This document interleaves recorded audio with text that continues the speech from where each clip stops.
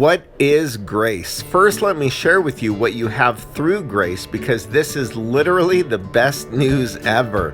You are forgiven of all your sins, even while you were sinning. You are holy, even when you don't feel significant. You are blameless, even when you feel guilt. You are redeemed, even when you feel hopeless. You have been chosen, even when you feel that you have no worth. You have an inheritance that can never spoil, perish, or fade, kept in heaven for you, even when you can only see the problems of today. You are righteous, even though you can't seem to do anything right. You are justified, even though you continually need help. You are flawless, even when you are trying to find worth in what you do. Why? Because Jesus already did it. You are spiritually protected, even when you feel unsafe. You are treasured, even when you are thinking that what someone else says of you matters. Your identity is in Jesus when you have grace. You are unconditionally loved, even when you feel unlovable.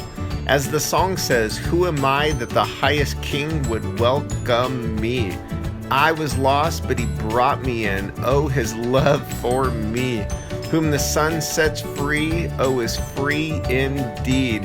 I'm a child of God, yes, I am." Through Jesus, you have been forgiven. You are not condemned, and there is nothing you could do to make God love you any more or any less. Nothing. Through Jesus, his love is perfect, unconditional, and if you can picture God as the Father in Jesus' story of the prodigal son, you will see that the son did everything wrong, and yet the Father was waiting for him. Can you hear the feet of the Father running? He is running towards you with open arms, ready to fully forgive you, embrace you, and love you. That is grace. Grace is getting what you don't deserve. God's unmerited favor lavished on you even when you were doing wrong. We deserve the punishment of sin, but Jesus took your place and my place on the cross, which is what our sin deserved. He defeated sin for you. And that is one thing that separates Christianity from other religions. The work has been done.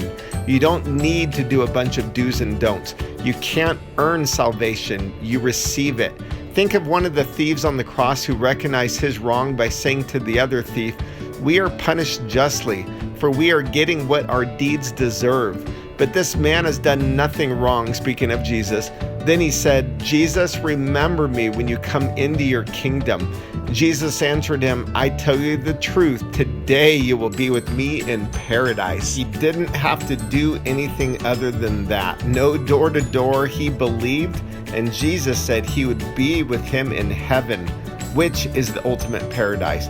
Ephesians 2:8-9 says, "For it is by grace you have been saved, through faith, and this not from yourselves. It is the gift of God, not by works, so that no one can boast." You can never do enough good things to earn God's salvation.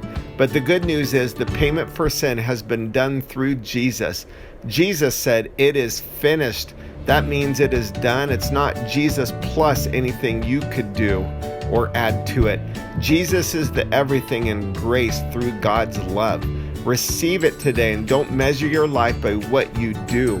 So if the Son sets you free, you shall be free indeed. Thanks for joining me, and feel free to share this with someone else today.